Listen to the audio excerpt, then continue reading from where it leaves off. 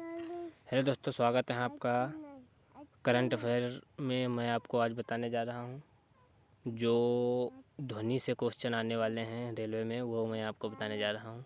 ध्वनि 3 टाइप से क्वेश्चन आता है। पहला जो होता है वो होता है अपश्रव्य ध्वनि। अपश्रव्य ध्वनि जो होता है ये 20 हर्ट्ज से कम होता है, इसको ध्यान रखना। इसको जो है कबूतर सुन सकता है, ये ध्यान रखना, कबूतर सुन सकता है।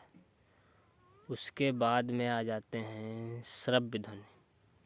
श्रव्य ध्वनि जो होती है इसको मनुष्य सुन सकता है। ये इसकी क्षमता होती है 20 हर्ट्ज से लेकर 20,000 हर्ट्ज तक, ये आप ध्यान रखना। उसके बाद में आ जाती है पराश्रव्य ध्वनि। पराश्रव्य ध्वनि जो होती है ये 20 हर्ट्ज से ज़्यादा होती है। इसको जो है कुत्ता, बिल्ली सुन सकता है, ये आप ध्यान रखना। ऐसे जानवर जो होते हैं ये सुन सकते हैं। ऐसे क्वेश्चन में आते हैं। फिर इम्पॉर्टेंट फैक्ट और पे आते हैं। मनुष्य को तो हमने आपको बता ही दिया कि 20 हर्ट्ज से लेकर 20,000 हर्ट्ज तक सुन सकते हैं। ध्वनि एक ऊर्जा है, ये ध्यान रखना। धीमी और तेज सुनाई दे, ये तीव्रता ध्वनि कहते हैं। पतली और मोटी सुनाई दे, इसे तारत्व कहते हैं। समान तीव्रता और समान आवृत्ति गुरुत्व कहते हैं। तरंग ऊर्जा का स्थानांतरण होता है।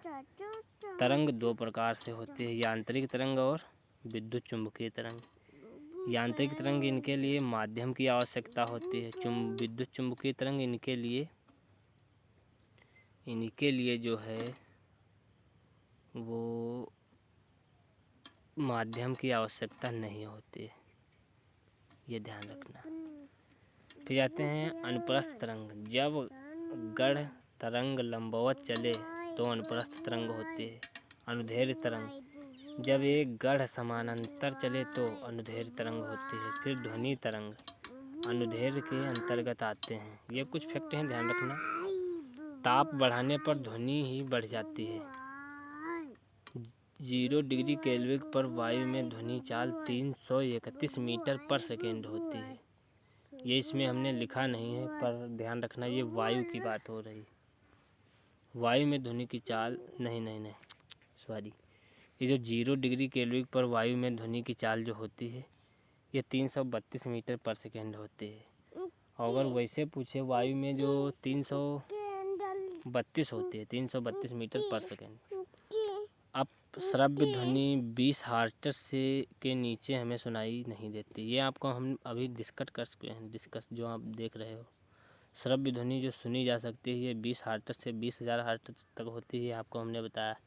पराश्रव्य ध्वनि जो है चमगादड़, बिल्ली, कुत्ते इत्यादि लोग सुन सकते हैं। अनुवाद, जैसे सैनिक का पुल पर एक साथ चलना, ये उदाहरण है।